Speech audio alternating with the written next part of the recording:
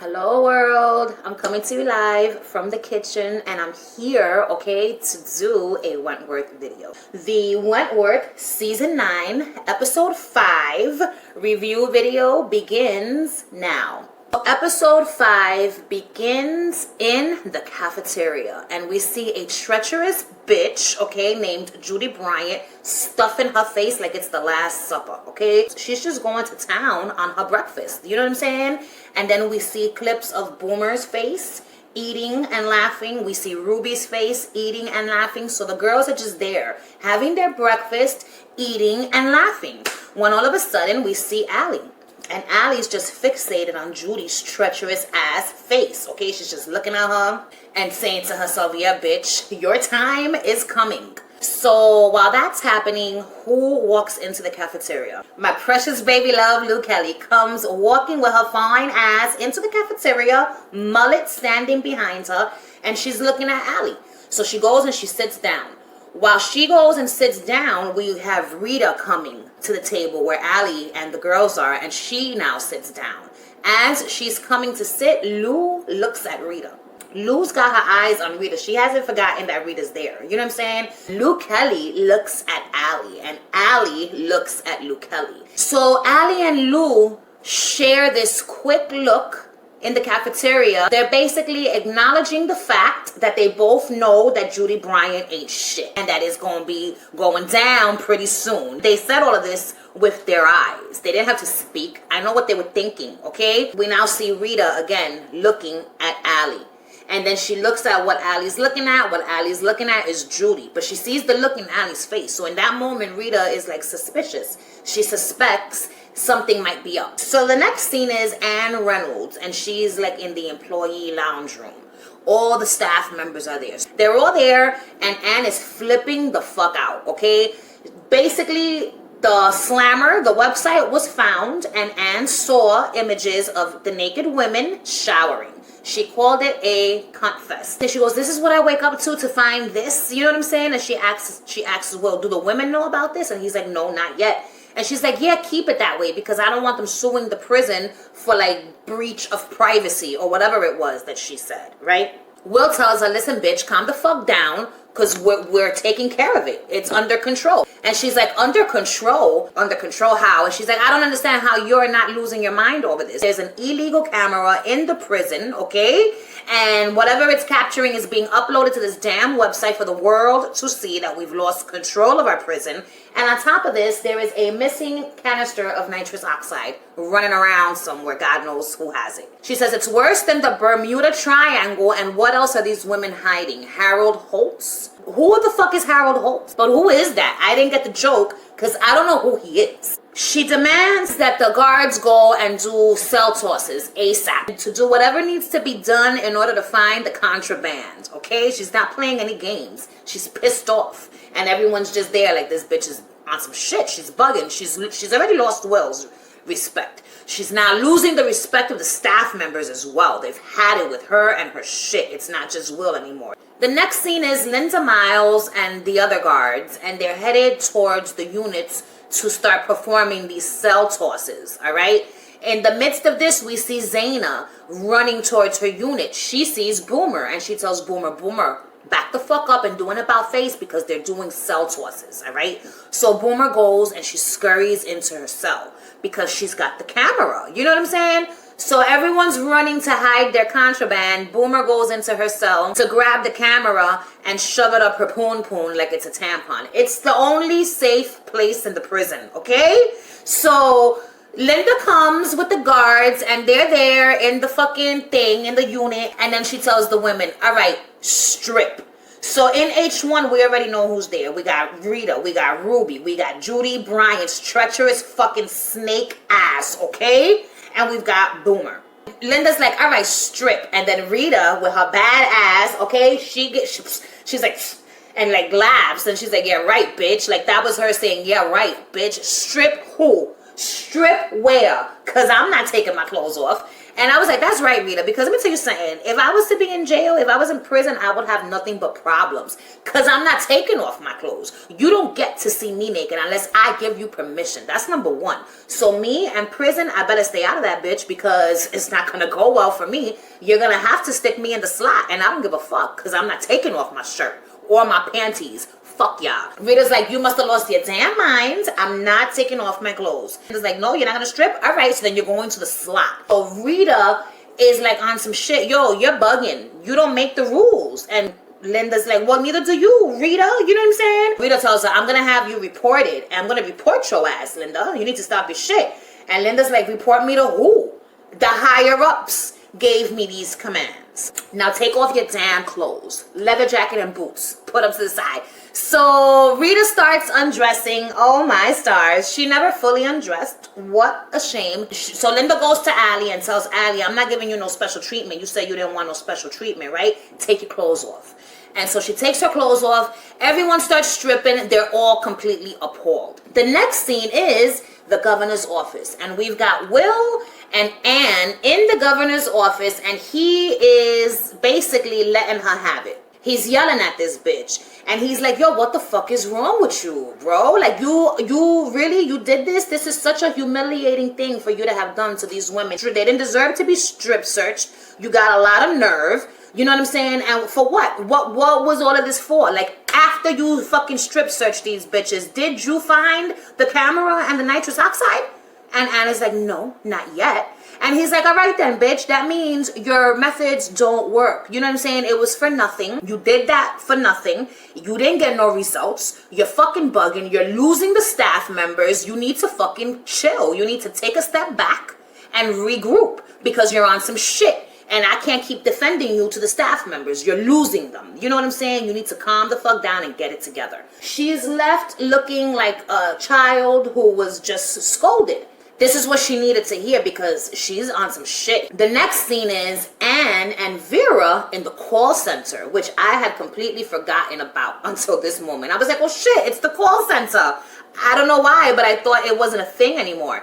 It's just because they hadn't shown it. So they're there and, you know, Anne is complaining, like, yo, he talked to me like I'm a child. He reprimanded me like I'm some fucking kid, like I'm his fucking daughter. You know what I'm saying? So Anne is pissed off about this, and Vera's basically trying to, you know, calm her down. And she's like, listen, maybe, you know, you need some help. You have a bigger load on your shoulders than the rest of us. So you're not responding well to all of this added stress in your life. Maybe you need some help. Anne wasn't trying to hear it. She storms out. Listen, I'm leaving to go do this massive amount of work that I have to do. So I'm going to leave so you don't have to deal with my hysteria any longer. And she walks off and Vera's just like, you know, this fucking bitch, you can't talk to her. So meanwhile, back in the yard, we've got the women congregated on the bench.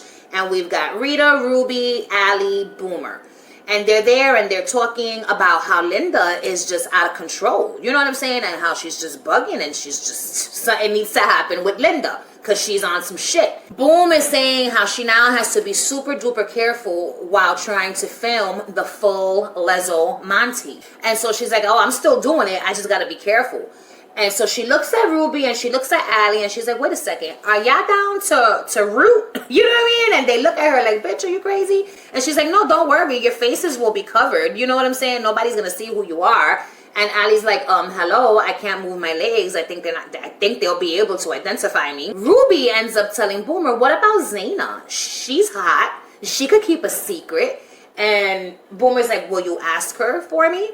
So the whole time this is happening, Rita's just looking back and forth and she's like, you know, amused by this conversation. It was cute. Ruby tells Boomer, all right, I'm going to go and ask Zaina if she's down to have sex on camera, okay? But I'm not doing it for you. I'm doing it for the baby. The baby that she doesn't yet have, but, you know, by doing this, Gavin will give her more spoof. This was a really cute scene. I enjoyed this scene. So Ruby goes to Zaina and she's like, yo, Zaina, are you down to have sex on camera? Boomer will pay you. and Zaina's like, oh, word? Who do I have to have sex with? And Ruby's like, whoever you want. And Zaina's like, you. I want to have sex with you. And so Ruby proceeds to giggle and blush. And she's like, oh, no, I'll be there, though. And so Zaina's like, all right, you'll be there? Fine. But just let Boomer know I don't come cheap. So she agrees to have sex on camera while Ruby watches, okay? Because her and Ruby, they like each other. Their chemistry on screen is fantastic. And I feel, so when Ruby walks away and then Zaina's left looking at her, but they focus in on her face looking at Ruby. So I feel like in the future, Ruby and Zaina will hook up. And I feel like Ruby's also gonna die, so I don't think they have much time to make this happen. Now, let me just say, Zaina is so pretty. I never appreciated Zaina's beauty until this episode. Something about her smile is very, very nice. So the next scene is the kitchen. So we're in the kitchen now, and we see Eve Wilder, and she's chopping some vegetables. When in walks Jake Stewart. So Jake comes in, you know, to see how Eve is doing. Eve asks Jake, how's baby Grace? And he's like, oh, she's great, thanks to you, sleeping like a baby. So in the middle of them, just chit-chatting, she cuts herself, right? She cuts herself with the knife while chopping vegetables and lets out this yelp. When she yelps, she got Joan's attention, and Joan looks. So Joan is now watching what's happening. You know what I'm saying? Jake runs to get a first aid kit. He comes back to patch up her fucking finger, okay? And he's like, you know, you need to be more careful. And she's like, yeah, I'm clumsy, whatever. And as he's patching her finger, she's looking up at him with these flirty ass eyes. So she goes from looking at him to looking straight and sees that Joan is looking at her. So then Joan proceeds to give her this face of encouragement. She's like, you know? So Jake leaves and Eve is left looking at her finger, just, you know, loving the fact that Jake just touched her bloody finger, okay? So meanwhile, in the library, we see Allie Novak. And she's walking into the library where the encyclopedias are. For what? To get her nitrous oxide canister. She has hidden it behind the encyclopedias, which I thought was a great hiding spot because nobody reads encyclopedias anymore. Do they even fucking still make them? You know what I'm saying? She collects her canister of nitrous oxide and she leaves the damn library. So now we're in H1 inside Boomer's cell, and we see Ruby looking at Boomer's like corkboard, and she's covering the corkboard, talking about maybe next time Fev. Remember Fev, the guy that Boomer loves? Who is he? Is he like a Australian like pop star or something? Who is Fev? Is he real or is he made up? So they're in the cell when all of a sudden walks in Zaina, and the woman that she has chosen to root on film, okay? So they walk in and Boomer's looking at her like, damn bitch, you couldn't do better than this? And then Zaina proceeds to say something in her native tongue. I don't know what she said. If you know what she said, let me know in the comments down below because I want to know. So Boomer gives the two women, Zaina and her lover, she gives them spit bags so that they could cover their faces. So Boomer is giving them instructions. Make it dirty, but keep it classy. Make sure you fondle the boobs, you know what I'm saying? And do all the things that the lesbians do. And Zaina's looking at her like, I think I got this. You know what I'm saying? Boomer gives her the funds and they begin doing it. So Zaina's complaining like, I can't see in this spit bag. So Boomer's playing director and Ruby's just there looking, and Zaina's looking at Ruby like, anything in particular you want to see? You know what I'm saying? Like, you got any requests? And so Zaina gets on top of the girl. She's saying, I can't kiss her if I don't have a mouth. She just says, fuck all this. And she takes off the spit bag. She throws it to the wind. She proceeds to remove her lover's panties, throws them in Boomer's face, okay? And then she turns to the side and she looks at fucking Ruby. So she looks at Ruby, she takes off her bra, she throws her bra in Ruby's face and tells Ruby, enjoy the show. And so Ruby's like, muchacha, you know I'm gonna enjoy the show. So Ruby's there, loving every second of what's going on. She was standing by that door keeping watch for screws, but she was going to be watching the screwing, okay? She loves her some Zaina, Ruby does. Like, they like each other. I don't know what's the problem. Meanwhile, back in the employees' lounge, okay? This was so fucking funny. Will walks into the employee lounge. When he walks in, what does he see? He sees all the staff members drinking champagne, drinking wine. Some of them are dancing, they're mingling. And he sees like Linda and all of them. They're all there except for Vera. I don't think Vera was there. Vera wouldn't have been with this shit. And it's like, oh, Will. And she reaches out her hand like, come, you must try something over here. So she walks him over to a table where there's like multiple bottles of wine and champagne. There's a fucking, those boards, what the fuck is it called? The charcuterie? I don't know how to say that word. Those boards with all of the delectable items on them that you can eat. Okay? She had one of those in there. He walked into the employee lounge and he might as well have been walking into Studio Damn 54 because it was like a damn discotheque up in this bitch. So he tells her, yo, what the fuck is going on up in this bitch? And she's like, oh, it's been a tough day. You know what I'm saying? I just wanted to, you know, everyone to unwind a little bit, blah, blah, blah. And he's like, it's been a rough day for everyone and the day's not over. So she's like, yo, calm down and have a drink. And he's like, bitch, I'm on duty, as are the rest of you. Y'all are fucking bugging. They basically ignore him. We got Jake in the background popping champagne bottles. They're crazy. They're fucking bugging. I don't know why any of them think that this is okay, but weird times up in Wentworth Correctional Prison, okay? So Will is just like, yo, these motherfuckers have lost their minds. Scene ends. So it is now nighttime in H1. We see Ruby and Rita sitting down having a quick little talk. So Rita's telling her, listen, if we could get my burner phone and Eddie's cell phone and compare call records, all right, then we could possibly be able to prove that Eddie and Jones were in communication. So Ruby's like, what does that prove? It don't prove anything. And she's like, it'll give our story some weight. So from there, they're, you know, having that conversation. And then we see Allie wheeling herself out of her cell. And Judy sitting on the sofa watching TV. So Allie's like, psst, hey, treacherous bitch, you want to get high?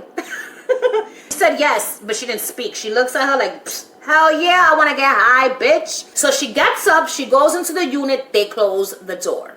So now we're in H6, where Joan and Eve are in Joan's room having slumber party number 2. They're talking about Eve's past crimes. They're on murder number 6 by this point, you know what I'm saying? Number 6, he was taller than the others, so it was harder for me to put him wherever the fuck it is that she put him. She's telling Joan how this motherfucker cried and shitted his pants before she killed him, and that pissed her off. She says that the children she was babysitting had more self-control than this man did. And I remember thinking at that moment, damn bitch, you're a cold-hearted bitch. You don't even have sympathy for someone when they shit themselves right before they're gonna be murdered. Like, what the fuck do you expect them to do? From there, she's looking at her finger, Eve is, and she's like, Jake Stewart, he seems like a nice guy. When she says Mr. Stewart's name, Joan does this look like she's thoroughly disgusted and annoyed by just the mere sound of his name. She hates Jake. She really, really hates him. She's like, you know, he doesn't like me. He's just being nice, blah, blah, blah. And so Jonah's like, you know what? Maybe we should test this out. You should ask him to procure you some contraband. Did I say that word correctly? Procure? I don't know. But I laughed when she said that. Procure you some contraband. I was like, I love those words together in a sentence. Eve is like, I would love some cigarettes. And Jonah's like, I would love some quality vodka. You know what I'm saying? I think that would be a better way to spend our nights, drinking vodka than smoking cigarettes.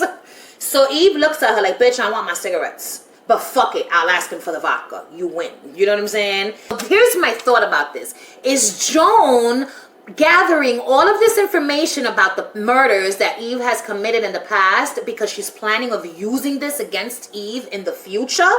So we all know that Joan has to go to trial. What if some way, somehow, she tries to like bargain with the officers, the detectives, her lawyers, I don't fucking know. What if she tries to use Eve's past crimes as a bargaining chip for her own freedom in the future? I don't think that Joan is going to be released from jail. This has been my stance since day one. I'm like, listen, she's a fucking murderer, okay? They know what she's capable of. They're not going to let this fucking psycho bitch out of jail. But now I'm wondering, because Joan is getting all of this information, like details. She knows the manner in which Eve killed these bastards. She knows where the bodies are buried. She knows all of this. Is Joan going to use this as a way to potentially gain freedom later on? I don't know.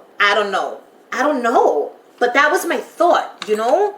Meanwhile, back in H1, we've got a high-ass Allie Novak and a high-ass treacherous bitch named Judy Bryant, okay? They're high as fuck in Allie's cell. They're laughing. They're taking tokes of the nitrous oxide. Judy Bryant, first of all, is sitting in Allie's wheelchair. Oh, God. Let me tell you something. When I saw her sitting in Allie's wheelchair, I'm like, bitch, you've got a lot of nerve and you've got zero respect for the condition in which you left Allie in. Paralyzed, okay? So they're there, they're talking, and Allie's like, oh, I got a question for you. And Judy's like, go ahead, shoot. Allie goes, like with her finger, she puts a finger gun at Judy, and Judy's like, fuck off on the wheelchair, and she wheels herself to the door, and they erupt in laughter. And I'm just like, you are not funny, Judy Bryant. You're not funny. I don't find this funny. You laughing is not funny to me. I want to put my fist in your mouth so you can shut the fuck up and not laugh no more, all right? Because I can't stand Judy Bryant. Oh my God. Never in the history of Wentworth has a character affected me so negatively. What happens next? They're there, they're taking pulls of the nitrous oxide, and Allie asks Judy, if the crowdfunding is paying for your lawyer, what did you do with Lou and Reb's money? Because you said you were using it to fight your extradition, but you had a legal aid that you didn't have to pay. So what you did with the bread, bitch? And Judy's putting this face like, oh my God, why is she asking these questions? You know what I'm saying? And then she says, well, what do you think I did with the money? Right? And Allie's like, I don't know, because you a shady ass bitch. It could have been anything. So they erupt in laughter again. You know what I'm saying? At some point, Judy Bryant starts singing like she's Whitney Houston. And I'm like, bitch, you are not Whitney Houston. And so then Judy takes the deepest of tokes, okay, of this nitrous oxide gas. She has the thing on her for several seconds. You see all the blurriness that's happening. And while she's taking that pull, Allie looks at this bitch and she tells her, I reckon you stabbed me. And Judy looks at her and she's like, and you lived, bitch. And they erupt in laughter. You know what I'm saying? But Allie looks at her like, got you. And so Allie starts laughing and she's like, I wish I wouldn't have. And I felt so bad because that's Allie telling the truth. That wasn't a lie. That wasn't part of the charade, okay? That was Allie's true feelings. I wish I wouldn't have survived the stabbing because death would be better than the life that you've left me with. You know what I'm saying?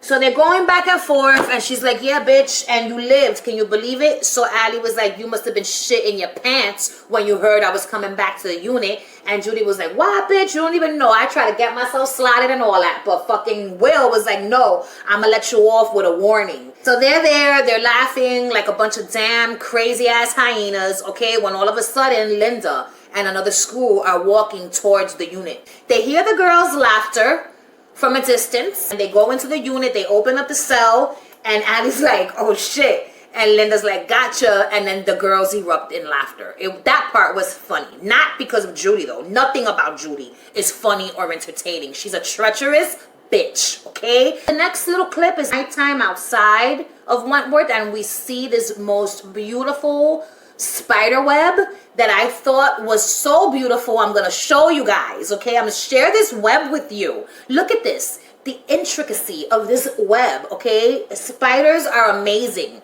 I just need for them to stay the fuck away from me. And then the next thing that we see is my precious baby love, Lou Kelly, all right?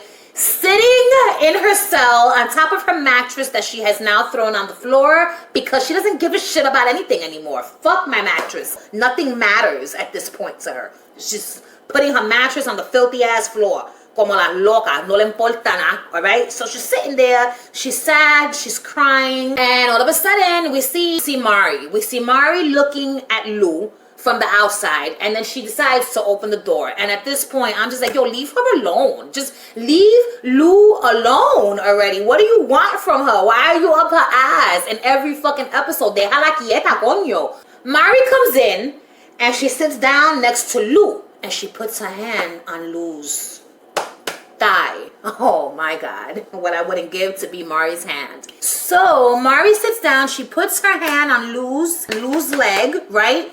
Then my precious baby love comes with her beautiful soft looking hand, okay, and she puts her hand on top of Mari's hand, and then she starts, you know, just holding that hand, okay? Getting a good grip on the hand. And then she touches Mari like this, and she's like wondering, should I not? And the whole time I'm like, Lou, I don't know what you up to, mama, but you need to fucking chill, because I don't like this. So she's touching her, and then she's crying still. She looks visibly upset, all right? Sad. When all of a sudden, she grabs Mari Winter and proceeds to start kissing her. And I'm just there on my bed like, Louise Kelly, I'm gonna need for you to chill the fuck out, calm down. You're grieving, okay? And you're looking to fuck your pain away. That's not the answer. Mari's not the one, all right? And so what happens? Mari rejects Lou Kelly. When Mari rejected Lou Kelly, bloop, my thoughts. Thought number one. First of all, you better reject her, bitch. Second of all, what the fuck is wrong with you, and why would you reject her? So that's what happened. Mari rejects her. Lou starts crying, tells Mari, get the fuck out, right? She screams this, get the fuck out. She says, fuck off, right? And then she tells her, get the fuck out. Get out of here. I don't want you here. And she pushes Mari. You know what I'm saying? Like, get the fuck out of here, bitch. You didn't hear when I yelled at you the first time? Instead of leaving, Mari stays there. And then Lou just crumbles and she breaks down, collapses, and starts to cry. Mari consoles her. I'm like, you know, help her at all costs, damn you, is what I said as far as Mari. Because like 1 minute I want Mari to leave her alone. And then when I see Lou sad and I see that the only one that can give her any kind of comfort is Mari, I'm all for it. I'm like, you know, just comfort my boo until I'm able to get there, okay? So now we are in the slot, and we've got Allie Novak in the slot being visited by Governor Jackson. So the governor is there visiting Allie, and he's telling her, what the fuck were you thinking? You know what I'm saying? Do you know how dangerous what you did was? And she was like, listen, I know, but I just needed a good laugh, and I just needed to escape from my current situation. He feels her pain, and he tells her, if you need any help throughout the night, just call a guard, and they got you. You're out of here in the morning. And he leaves. So when Will Jackson leaves, Judy goes to the vent and starts telling Allie, listen to me. That was a joke. I didn't mean any of those things that I said. I was just going along with the joke. It was in poor taste. Now that I'm not high anymore, I see that it wasn't as funny as I thought it was. And Allie's like, no worries, bitch. I know it was just a joke. Judy makes this face like, that's right, bitch. I knew you were going to forgive me. And I didn't like it. I didn't like it. I don't like any faces that Judy makes. I was kind of offended by the fact that Judy was talking to Allie through the vents. Like, that's how her and B. Smith fell in love. You've got a lot of nerve. They've been released from the slot. It's the next morning. You know what I'm saying? And they're walking, but the music that's playing, they're not walking. Judy's walking, Allie's sitting in the chair. The music that's being played in the background when Judy emerges from the slot to grab a hold of the wheelchair to proceed to wheel Allie back to H1, okay? That music was crazy. That music was like some, I don't know, it gave me vibes. So I caught a Transylvanian vampiric vibe off of that music, all right? I got funeral march. It was like some Transylvanian funeral vampire type shit music that was played. It was nothing like I've ever heard Wentworth play before. It was like, death is at your door, bitch, and this is what the music was trying to say to us. That's what I think anyway. I thought the music was a great touch to that scene because it's a funeral thing, but it's like, who is marching to their death right now? Is it Judy or is it Allie? For me, I'm like, Judy's going down. It was never a thought in my mind that it could be Allie. Meanwhile, back in the yard, we see Joan Ferguson sitting there and Eve Wilder is walking towards her, okay? Jake opens the gate to let Eve Wilder into the yard, and then he walks out. So Eve, she stops him, and Jake is like, you know, how you doing? And she's like, not too good. I've been having problems sleeping at night. And he was like, hold up. You don't have colic, do you? They laugh. You know, I thought it was a corny-ass joke, but whatever. They laughed, all right? They thought it was funny, and that's all that matters. So they laugh, and she's like, nah, I don't got no damn colic, you corny-ass motherfucker. What I have is problems sleeping because I wanna drink. She's like, I used to always have like a glass of vodka back in the free world before bed. Is there any way that you could get me some vodka? Yeah, хочу vodka. He doesn't answer. He just looks at her, and then he walks away. So Eve goes back to Joan talking about he couldn't have fucking gotten away from me any faster. I think I disappointed him. And Joan is like, you didn't disappoint him. He's just a very ethical guard with lots of morals. And I'm just like, no, he's fucking not. Jake is not ethical, nor does he have morals. So Joan is basically playing Eve at this point. Eve does not know that she's being played by Joan as far as this whole Jake thing is concerned. I don't think she knows. So Joan is playing her. And she's like, you know, he's just probably thinking, should I give it to her? Should I not? Am I going to stand by my moral code? You know what I'm saying? Or am I going to give in to my desires for wanting Eve Wilder and supply her with the damn vodka? When Joan was telling Eve, so she's like, he's probably just caught between his morals and then Eve interrupts Joan and says his mushroom. They were having a joke about the guy that Eve killed having a small dick, and she called it a little mushroom dick. You know what I'm saying? So when Eve referred to Jake's pecker as a little mushroom, what happens? The craziest shit happens. Joan starts laughing. Have you ever heard Joan fucking erupt in laughter ever? I've never heard this bitch laugh. I couldn't believe my ears. I was like, yo, is she laughing? I couldn't believe it. She's got no emotions. Why is she laughing? It wasn't even a funny ass joke, but the thought of Jake having a mushroom sized pecker, I guess, was just, it was enough to put her in hysterics. So she's cracking the fuck up. Vera is walking in the yard and she's hearing this cackling. You know what I'm saying? And when she looks, she sees the cackling is coming from Joan. All right? So she sees Joan laughing. She finds it the strangest thing she's ever fucking seen, as did I. Okay? She hears Joan's laughter and she's like, oh, hell no. This bitch, she's laughing? That can't be good. So she right away runs and goes into Detective Bennett mode, okay? So the next scene that we see is Vera in the CCTV room. I don't know what that room is, like the camera room where they go, the footage, the security room. I don't fucking know. I call it the CCTV room because there's also computers there where she could do her research. So anyway, she goes into this room. She's doing her damn research and she types in Eve Wilder's name. So here we see the computer screen is showing Eve Wilder. She clicks on Eve Wilder's previous convictions and sees that Eve Wilder was in Blackmore prison during the same time that Joan Ferguson was a guard. Bloop. She puts 2 and 2 together, gets 4, okay? And then the next scene is Vera in the halls of Wentworth chasing down Dr. Miller because she's got some questions. So she's like, yo, Dr. Miller, I want to ask you something. Has Joan mentioned Eve to you? And he's like, no, she hasn't mentioned Eve to me. Why? Because they seem pretty chummy. You know what I'm saying? And I find it strange that the one person who Joan is friendly with is someone she used to know. And he's like, listen, Joan has no memories of the past, okay? And if they're chummy, it's probably because they worked together in the kitchen and they've probably formed a bond there while chopping vegetables, all right? And she's like, nah, that's not it. You need to ask her if she knows. So he's like, listen, I'm not comfortable with this line of questioning. And she's like, oh, word? Well, I'm not comfortable with you giving out drugs to psychopaths. So I guess we're even now. And she's like, I don't give a shit about your thoughts or your feelings. Just ask Joan about Eve and do it today, okay? Now, while this whole interaction was going on, you know how the officers have to wear clear bags because it makes it easier for when they're coming in and out of the prison as far as the searches go, right? So she sees in his clear man bag, all right, that he's got Joan Ferguson's file in there.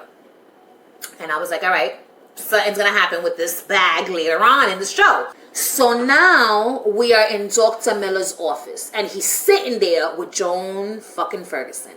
And he's like, so what did you think of the coping mantras I gave you? And she was like, straight trash, completely asinine, if you ask me, is what she says. She was like, luckily I haven't needed it. You know what I'm saying? And he's like, oh, word? So long ago, you told me that you were having problems controlling your urges to want to strangle Eve Wilder. And Joan is like, throttle. So she basically tells him, I didn't say I wanted to strangle her. I said I wanted to throttle this bitch. If you're gonna fucking quote me, okay, then I'm gonna need for you to use the same colorful vocabulary that I've been using. She says that as of right now, she only suffers from the occasional urge to want to kill somebody. You know what I'm saying? But for the most part, she's got it under control. He says, how? How are you able to keep this under control?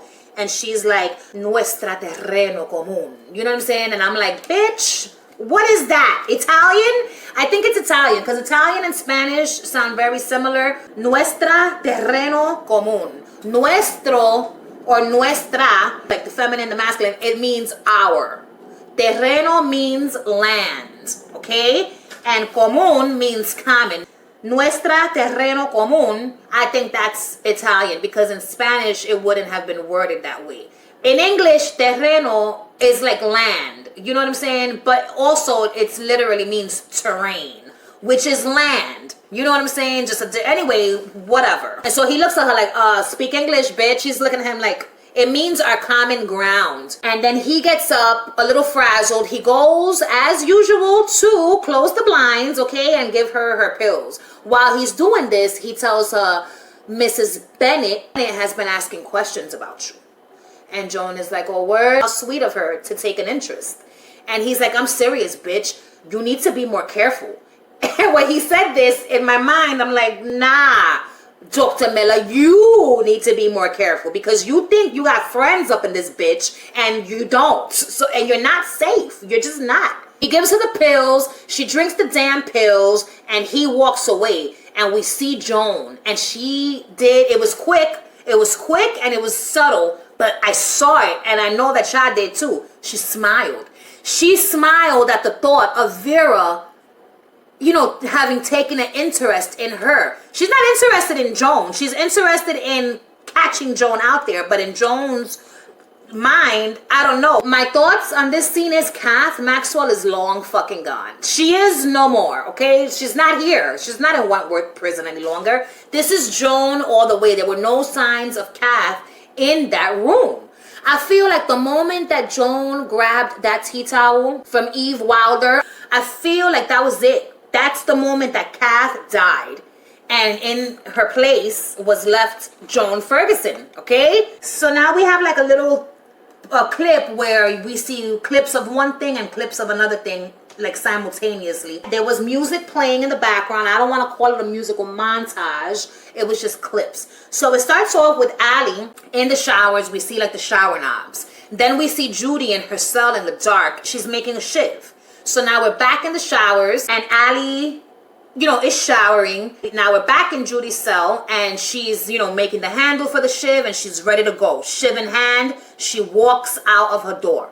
When she walks out of her door, the next thing we see is her walking into the showers, where Boomer and Ruby are sitting, waiting for Allie to be done so that they can help her out of the showers. She plops her treacherous ass into Allie's wheelchair. And once again, I'm like, bitch, you've got no respect. You're just sitting in her wheelchair like it's a free seat. You know what I'm saying? My God, she's got such nerve. Oh, I can't stand her.